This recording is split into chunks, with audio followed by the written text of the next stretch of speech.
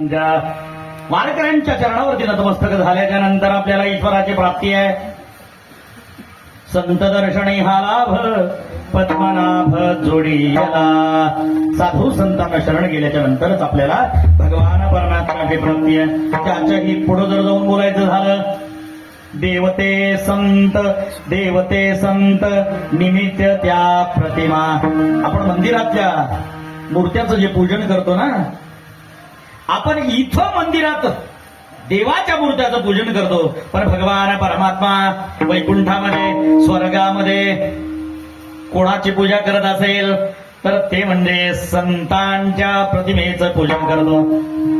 कारण त्या देवाच्या नामाचा महिमा देवालाही नाही कळाला, देवाचा महिमा देवाला नाही कळाला.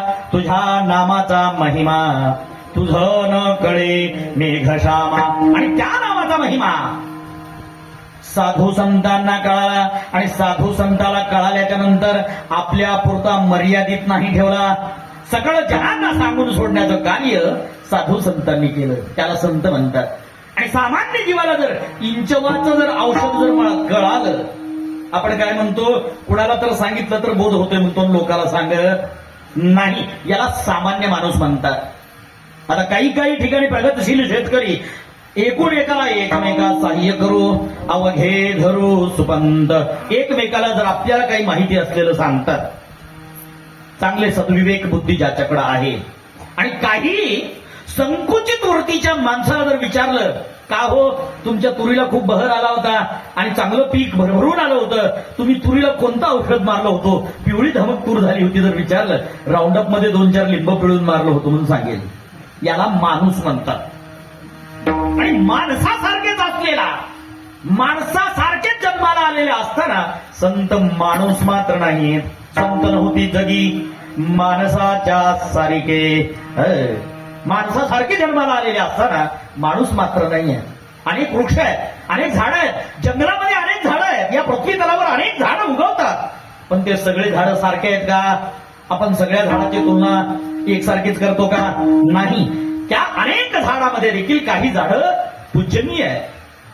जसं वटवृक्ष आहे, पिंपळ आहे, औदुंबर आहे, बिल्वपत्र आहे, तुळशी आहे, असे विशेष झाडं जसे आहेत ना, तसं अनेक माणसामध्ये माणसासारखेच जन्मलेले, अनेक माणसामध्ये माणसासारखेच जन्मलेले, पण ते माणसं नसून ते संत आहेत. कारण की ते संत बोलत असताना जगाच्या कल्याणा संतांच्या विभूती देह कष्टविती परोपकार. देवापेक्षा अनंत उपकार जर कोणाचे असतील, देवापेक्षाही थोडं पुढे जाऊन बोलतो मी, देवापेक्षा अनंत उपकार या पृथ्वी तलावर जर कोणाचे असतील तर ते म्हणजे संताचे आहेत.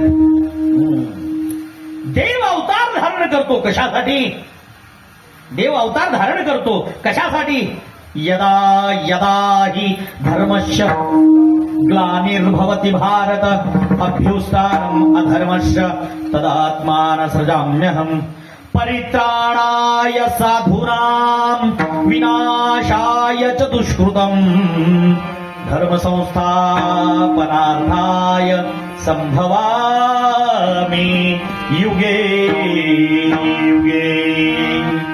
श्रीमद भगवद्गीतेमध्ये श्रीकृष्ण परमात्मा सांगतात, ज्या ज्यावेळी धर्मावर संकट येतील, ज्या ज्यावेळी अधर्मी लोक माजतील, ज्या ज्यावेळी भक्त संकटात असतील, ज्या ज्यावेळी दुर्जनाचा संहार करण्याची वेळ येईल, त्यावेळी मी स्वयं या पृथ्वी तलावर अवतरित होतो असं सांगतो.